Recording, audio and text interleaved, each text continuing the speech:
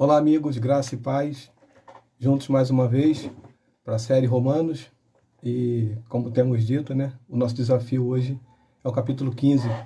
A gente chega aí na reta final, agora faltando apenas 2 capítulos, né?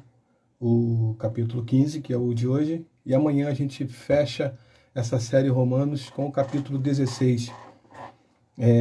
Falamos no capítulo de ontem sobre 2 temas: a convicção e tolerância cristã, né? No relacionamento entre irmãos, relacionamento interpessoal, mostrando que as pessoas elas são diferentes, vão tomar decisões e atitudes diferentes, mas nós devemos ter tolerância, respeito e dar suporte, suportar aqueles que são fracos na fé, como são chamados pelo apóstolo Paulo. Então, estudamos que as pessoas elas são diferentes. Algumas elas vão caminhar a passos largos, outras vão ficar um pouco mais para trás.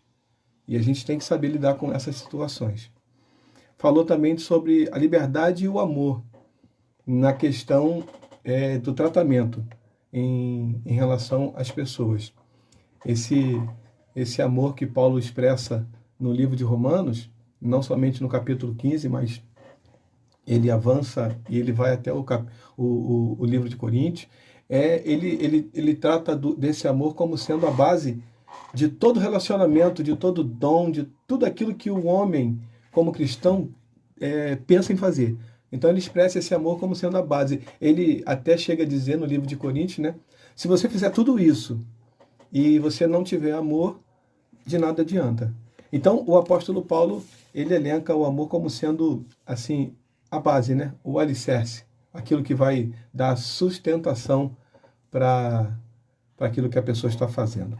E hoje, no capítulo 15, Paulo vai tratar, ainda que em tom de despedida, porque a carta de Romanos está chegando ao fim, ainda que em tom de despedida, ele vai tratar de 3 assuntos. E nós vamos abordar esses assuntos ao longo desse capítulo. São eles: o exemplo de Cristo deixado por nós. Paulo vai voltar ao assunto, a questão dos crentes fortes e fracos na fé, só que agora com uma diferença. Ele vai usar o próprio Senhor Jesus como exemplo de tratamento para mim e para você. Então Paulo vai trazer à tona, ou dar uma continuidade rápida a esse assunto, que ele termina no capítulo 14, acerca dos crentes fracos e fortes na fé, e ele vai agora usar o próprio Jesus, o próprio Senhor Jesus, para poder mostrar qual seria o parâmetro, qual seria o modelo desse tratamento. Vai falar também da pessoa do apóstolo Paulo como sendo o apóstolo aos gentios. Não foi algo que ele escolheu, ele não se qualificou para isso, ele não se colocou, ele não se candidatou a esse cargo, ele foi escolhido por Deus para exercer essa função. E o terceiro e último é Paulo expressando a sua vontade de visitar os romanos. Note que nós estamos falando de uma carta escrita para alguém que ele sequer conhecia pessoalmente, e mais, normalmente ele escrevia aos irmãos de igrejas as quais ele tinha ajudado ou fundado. No caso de Roma, ele nem sequer participou dessa fundação, dessa iniciação dessa igreja. Então, mas mesmo assim, Paulo demonstra esse amor para os irmãos. E nessa expressão que Paulo demonstra, nessa vontade que ele demonstra de visitá-los, ele também menciona o que ele está fazendo, né? Ele está ele está escrevendo uma carta que é uma missão, e ele demonstra nessa carta aquilo que ele também está fazendo com relação ao tempo por que ele não chegou lá ainda. Ele dá uma justificativa. Ele está levando oferta para os irmãos de Jerusalém, trazidas de igrejas. E ele ainda cita que esses irmãos gentios, eles agora têm quase que a obrigação de ofertar, de ajudar financeiramente, porque eles herdaram e se beneficiaram das bênçãos espirituais vindas dos judeus. Então Paulo considera uma dívida de gratidão. Então eu queria agora, nesse momento, te convidar a abrir a sua Bíblia, né, no capítulo 15, para nós ganharmos esse capítulo e seguirmos em frente nesse estudo série Romanos. Amém? Diz assim a palavra do nosso Deus, o Eterno. Nós, que somos fortes, temos o dever de suportar as fraquezas dos fracos e, em vez de agradar a nós mesmos. Portanto, cada um de nós deve agradar ao próximo, visando o que é bom para o aperfeiçoamento dele. Pois também Cristo não agradou a si próprio, mas, como está escrito, os insultos daqueles que te ofenderam caíram sobre mim. Versículo 4. Porquanto tudo o que foi escrito no passado foi escrito para nos ensinar, de forma que, por meio da perseverança e do bom ânimo provenientes das Escrituras, mantenhamos firmes a nossa esperança, que Deus, que nos concede perseverança e encorajamento, deles também a disposição de pensar unanimemente de acordo com Cristo Jesus, para que, com uma mesma convicção e uma só voz, glorifiquemos a Deus, ao Deus Pai de nosso Senhor Jesus Cristo. Portanto, acolhei-vos uns aos outros, como também Cristo nos aceitou, para a glória de Deus.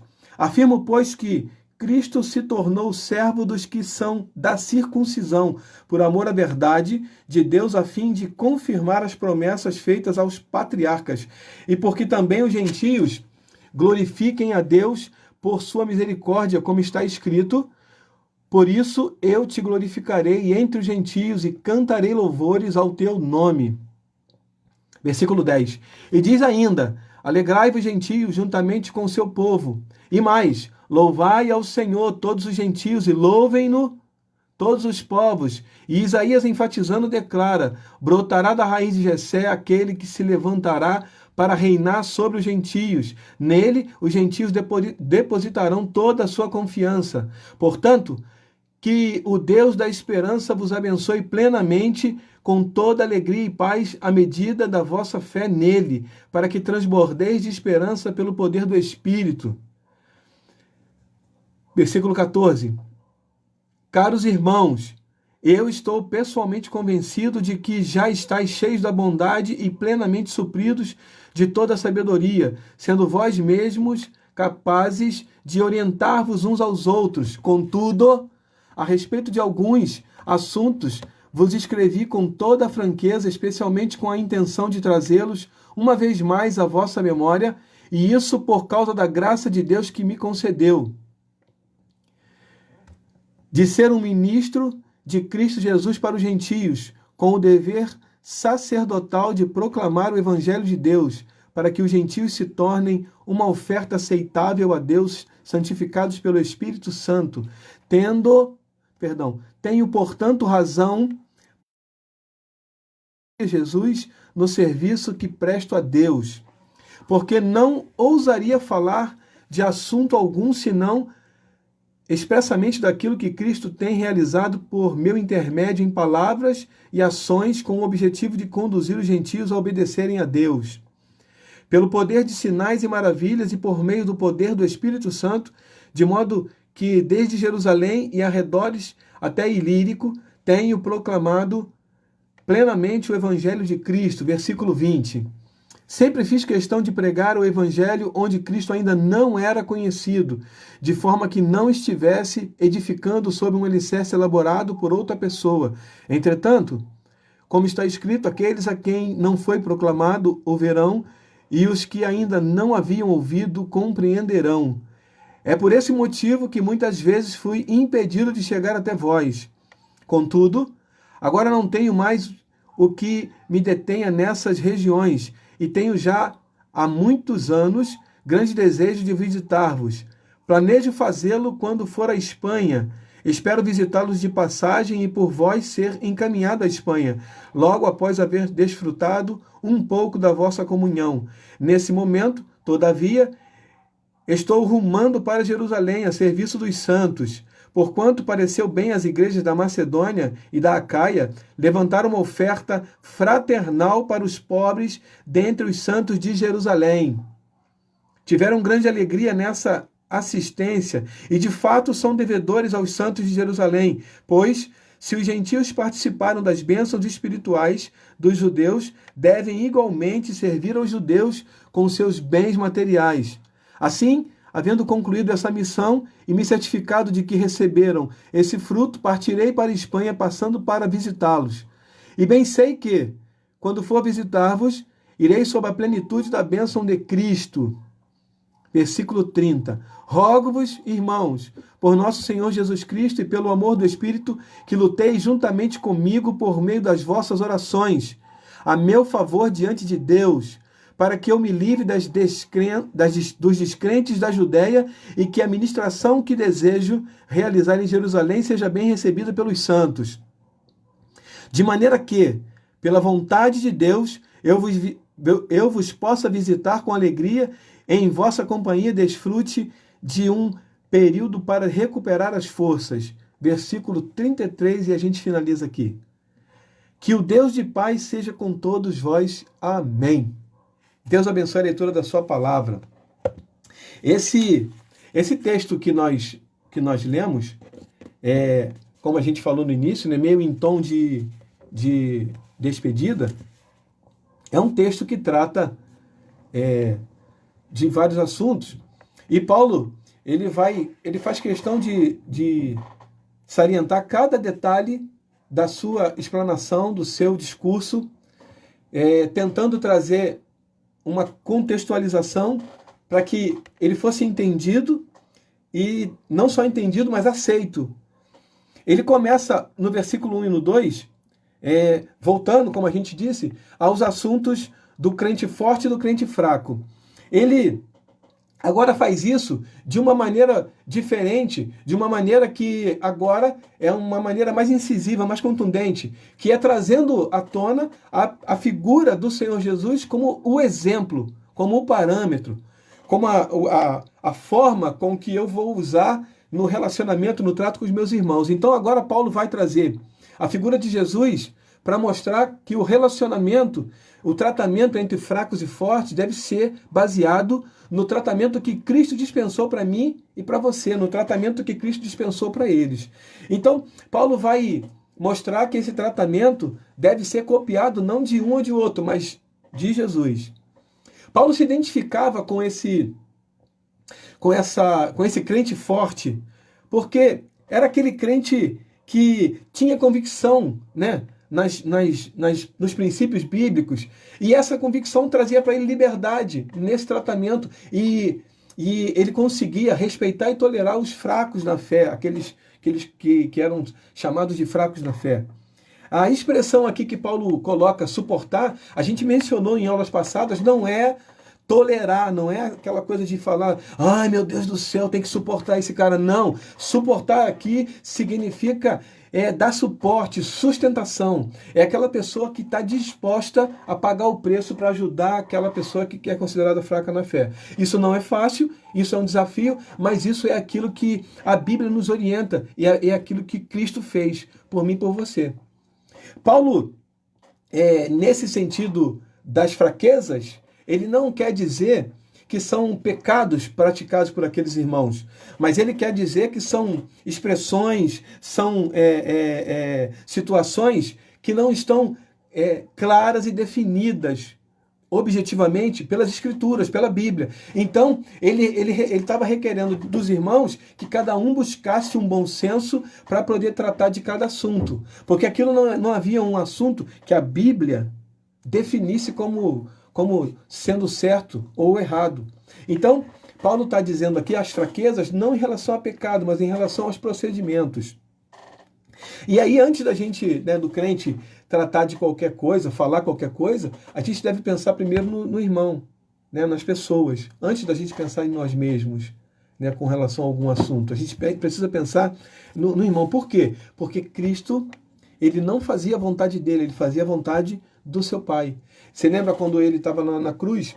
Ele declara, Pai, se possível for, afasta de mim esse cálice. Ele estava dizendo o sofrimento, ele já estava vendo o sofrimento que ele iria passar, que ele estava passando, então ele queria, Pai, se possível for, afasta de mim, tira de mim esse cálice. Aí ele continua dizendo, contudo, né, essa conjunção, contudo, mas, porém, contudo, todavia, é uma conjunção adversativa, é uma conjunção que anula, em algum momento, aquilo que foi dito anteriormente.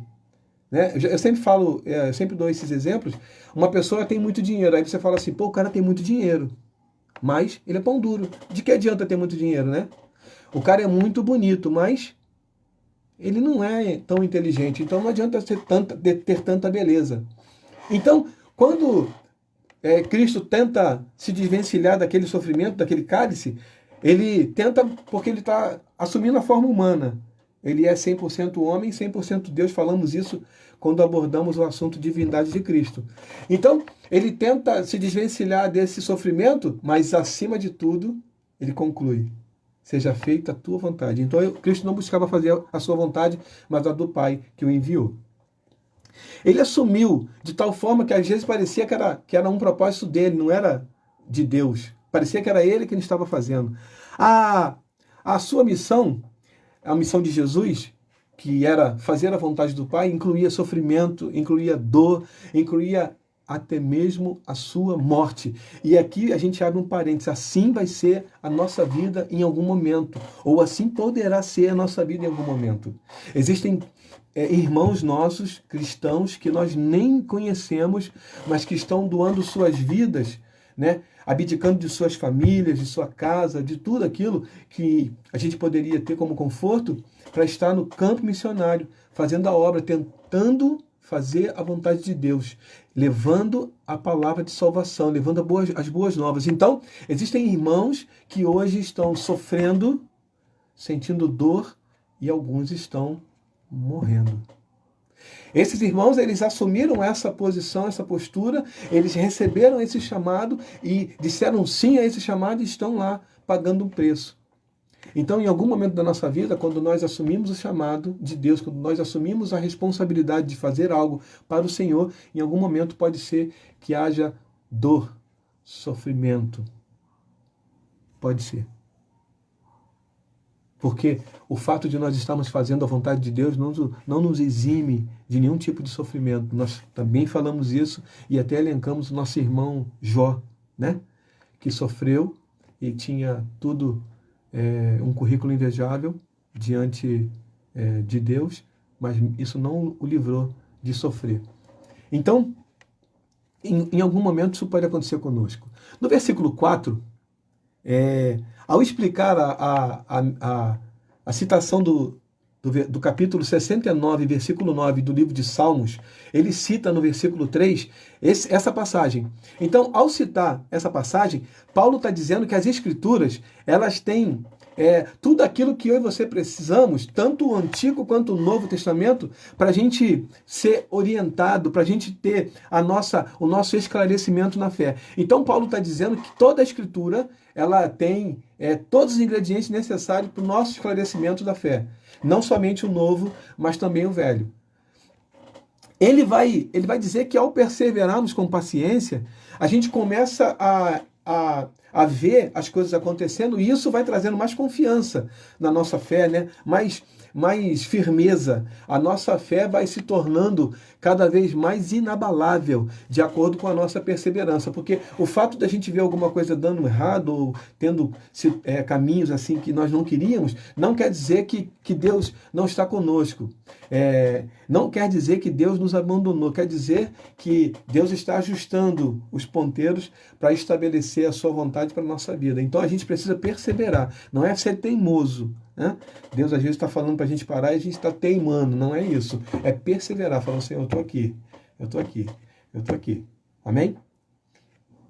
No versículo 5 ao 7, a disposição de pensar de maneira igual significa buscar uma unidade em pensar. Significa dizer que os irmãos precisam ter o mesmo pensamento em relação a Cristo. É impossível, tá? não dá para todos os crentes pensar da mesma forma. Mas é possível, em Cristo, a gente ter o mesmo pensamento em relação à tolerância e respeito com as diferenças dos nossos irmãos. É isso que Paulo está mostrando aqui. Então, é possível que nós tenhamos o mesmo pensamento, o mesmo caminho a seguir com relação aos nossos irmãos e as diferenças que há entre nós. Então, Paulo está mostrando que o pensamento não precisa ser unânime, mas ele precisa ter unidade nos principais objetivos. A gente falou também, né, em aulas passadas. Devemos pensar e tratar exatamente como Cristo pensou e nos tratou. Paulo vai usar o exemplo de Cristo aqui, mais uma vez, para dizer que a gente deve pensar e tratar as pessoas do jeito que Cristo pensou e nos tratou. Esse parâmetro vai nos colocar assim num funil muito, muito, muito pequenininho, porque não, assim, desse jeito que Paulo falou, nessa condição, a gente fica sem saída e sem justificativa, sem desculpa, né? A gente não consegue ter um argumento válido para poder justificar a nossa não aceitação a isso tudo que está sendo falado. Então, Paulo vai mostrar que Jesus é o parâmetro, é o modelo. No versículo 8 ao 11, a obra remidora de Deus, a obra redentora, feita em Israel, ela sempre procurou, sempre visualizou, vislumbrou a salvação dos gentios. Começa lá no capítulo 12, né, do livro de Gênesis, quando Deus chama Abraão e fala: Abraão, a tua descendência vai ser grande. Então, quando Deus diz que a descendência vai ser grande, está pensando aqui em mim e em você, nos gentios. Porque você sabe, gentios eram todos aqueles povos que não eram judeus. Então, seja grego, seja romano, seja qualquer for egípcio, gentio. Não é judeu, gentio. Então, Deus, quando estabeleceu essa salvação para Israel, já estava pensando e vislumbrando a salvação dos gentios, a nossa salvação através de Cristo.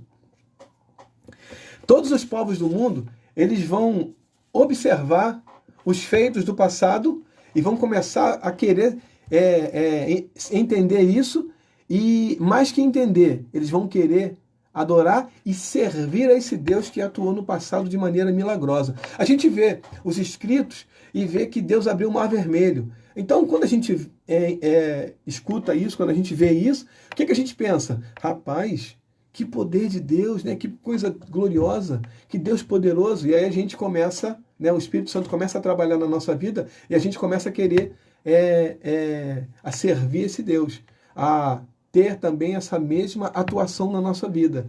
Então é isso que Paulo está dizendo aqui. Os louvores de Israel, né? Tudo aquilo que Israel colocou, vai chegar ao conhecimento de outros povos, de outras nações, por causa do sobrenatural, por causa dos feitos extraordinários de Deus nesse povo. Dos versículos 12 e 13, Paulo começa a falar de raiz de Davi. Então, Jessé era pai de Davi. E Jesus veio da linhagem humana, né, dos patriarcas, você sabe. Ele veio da linhagem humana, nasceu de uma mulher. Então, Davi aqui vai ser considerado, Jesus vai ser considerado filho de Davi. Então, quando aquele cego chega, né, o Bartimeu, Jesus, filho de Davi, tem compaixão de mim. Ele está falando da linhagem. Jesus veio dessa linhagem humana, né, humanamente falando. E aí, essa busca dos gentios por Cristo se torna uma coisa incessante, porque é Ele o mediador entre Deus e os homens. É Ele quem vai trazer o cumprimento de todas essas promessas para a nossa vida. No versículo 14 ao 18, Paulo aqui ele mostra a mesma linguagem que os sacerdotes antigos utilizavam. E quando ele fala ministro, ele quer tratar de uma forma, como eu disse ali anteriormente, contextualizada, para eles se colocarem nessa situação e entenderem o que Paulo estava querendo dizer. Paulo mostra que foi o Senhor Jesus que o chamou. Não foi ninguém, não foi homem, não foi uma pessoa. Ele não se intitulou, ele não se qualificou como o apóstolo aos gentios, mas foi o próprio Deus que o chamou para essa missão. Foi o próprio Deus, através de Jesus, que se manifestou a ele no caminho de Damasco, que o trouxe para essa missão tão grandiosa e tão importante, que chega até nós nos dias de hoje com a mesma intensidade. Ela chega até nós com o mesmo poder que teve no passado. Você consegue entender? Então, a missão de Paulo era uma missão muito maior do que aquilo que ele estava vivendo naqueles dias. Que, ainda que naqueles dias fosse uma missão muito grande, mas era muito maior do que isso.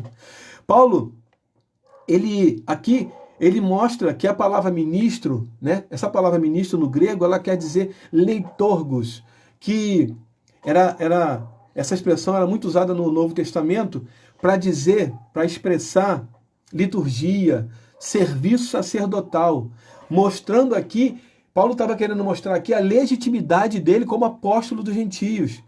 Paulo estava querendo mostrar aqui que ele era um ministro, que ele era um sacerdote, que ele era um apóstolo. Ele não era uma pessoa que ele tinha caído de paraquedas. Não, agora eu sou. E como é que você é? Eu sou. Por que você é? Eu sou. Decidi ser. Só um minutinho.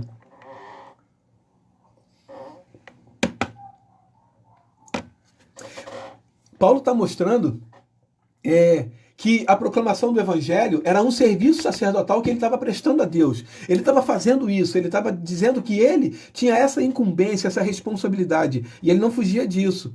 Então, Paulo usa essa palavra ministro, e não agora mais o apóstolo, porque ele queria declarar, ele queria dizer que ele era o sacerdote legítimo daquele povo. E ele também estava querendo mostrar que os cristãos gentios era uma oferta viva, era uma oferta santificada. Quer dizer, quando ele diz santificada, ele está querendo dizer não imunda, né? Não impura, como costumavam dizer os judaizantes. Então ele estava dizendo que os cristãos gentios, eles foram santificados. Eles são pessoas puras. Eles são pessoas limpas. Eles não são pessoas impuras. Eles são pessoas que são dignas do Senhor Jesus. Quando eu digo digna, é em relação à aceitação dos judeus, da visão dos judeus em relação aos gentios, que era considerada impura. Então Paulo está mostrando que esse poder de santificação, de limpeza, veio através do Espírito Santo. Paulo está mostrando que foi o Espírito Santo que fez essa obra. No versículo 19 a 22, o esforço ministerial de Paulo centralizava-se nas missões. Você sabe que Paulo ele realizou 3 missões. Nessas missões,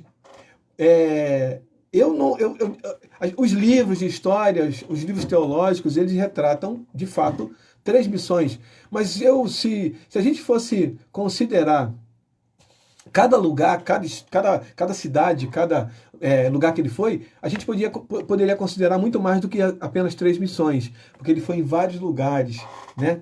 Nessas 3 missões. Mas, então, Paulo concentrava o seu ministério, a sua vida ministerial, nas missões. Ele tinha as missões como algo prioritário, como algo assim, necessário. Ele precisava levar Jesus àquelas pessoas que não conheciam. Então, ele optava sempre em concentrar a sua pregação, a sua ministração em lugares onde as pessoas não conheciam a Cristo, em lugares onde as pessoas precisavam ter essa oferta do Evangelho, em lugares onde a pessoa pudesse ter essa possibilidade, esse acesso ao Evangelho. E ele se considerava como sendo esse instrumento que Deus usaria para cumprir essa missão. Então Paulo ele sempre teve essa preocupação. O ministério de Paulo acompanhava sempre a plenitude da bênção, ou seja, poder, graça, presença de Deus. E sempre, quando Paulo ministrava essa bênção, ele também colocava ela para os outros crentes, ele transmitia ela para os outros crentes, ele colocava de maneira que outras pessoas pudessem alcançar. E esse deve ser o nosso objetivo, deve ser a nossa meta, buscar a plenitude da bênção de Deus, que é o poder, a graça, a presença de Cristo na nossa vida. Isso deve ser uma busca diária. Isso não é uma coisa que a gente vai alcançar de maneira repentina, mas deve ser uma busca diária, de tudo aquilo que a gente almeja em Deus. Do versículo 30 ao 32, aqui Paulo declara reconhecer a Trindade. Deixa eu ler para você aqui. Aqui, rogo-vos, versículo 30, rogo-vos, irmãos, por nosso Senhor Jesus Cristo, pelo amor do Espírito Santo, que luteis juntamente comigo por meio de vossas orações a meu favor diante de Deus. Então Paulo declara reconhecer a Trindade. Paulo declara reconhecer como válida a Trindade. E no culto da primeira igreja do Nazareno em Nilópolis, reverendo Alessandro Alvarenga, o pastor o reverendo Mário Alcaraz, ele pregou, e numa de suas colocações, ele citou a Trindade e deu de exemplo como o Sol. O Sol é a representação clara da Trindade. O Sol tem massa, o Sol tem calor e o Sol tem luz. 3 funções numa única pessoa, numa única essência. A essência não muda. O Sol, para ter calor, não muda a essência. O Sol, para ter luz, não muda a essência. O Sol, para ter massa, não muda a essência. Ele continua sendo o Sol. E eu gostei desse exemplo e por isso eu estou colocando aqui, porque é uma maneira simples da gente entender a Trindade.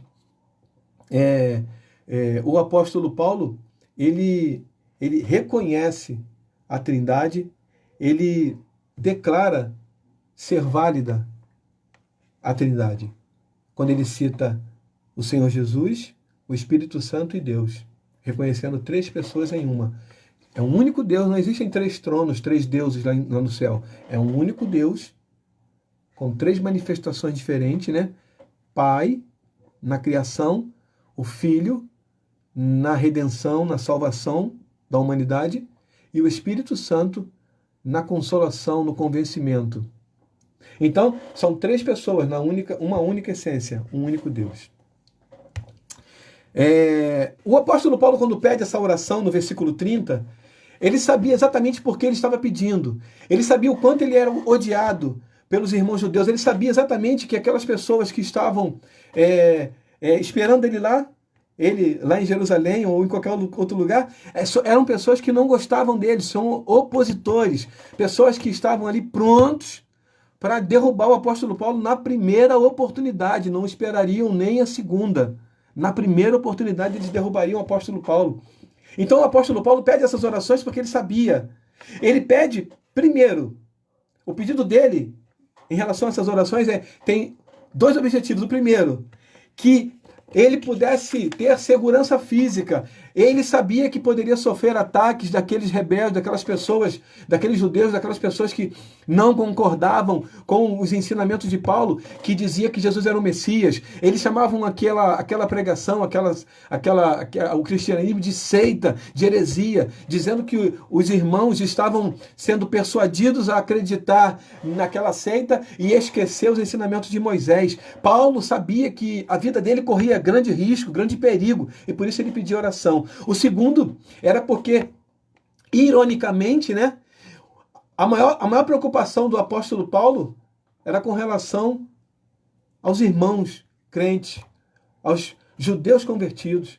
A maior preocupação dele não eram as pessoas de fora, eram as pessoas de dentro da igreja. Porque aquela ala radical judaizante tinha como objetivo contender com Paulo, ser oposição aos ensinamentos de Paulo diante dos ensinamentos da lei mosaica. Então, o apóstolo Paulo sabia o risco que estava correndo, sabia por que ele estava pedindo oração.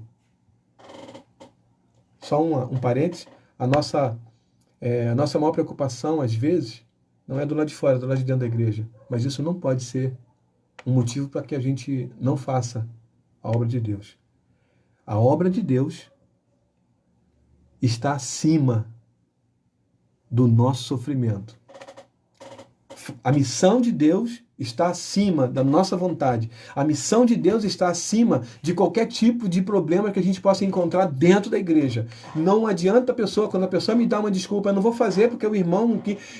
Isso para mim não é desculpa. Eu não vou fazer porque o irmão deixou, eu não vou fazer porque o irmão não foi, eu não vou fazer porque o irmão não quis, eu não vou fazer porque a irmã falou mal. Isso aí para mim não é desculpa. Eu vou fazer porque eu tenho essa missão. Paulo fazia porque ele recebeu esse chamado e ele assumiu esse chamado, ele disse sim a esse chamado. Eu assumi, você assumiu. Então agora a gente não vai dar desculpa, a gente vai simplesmente cumprir a missão de Deus, aquela missão que Deus colocou na nossa mão, seja ela qual for, seja ela o que for, grande, pequena, com 10 pessoas, com 50 pessoas, com 2 pessoas, com 1 pessoa, não importa. Cumpra a sua missão.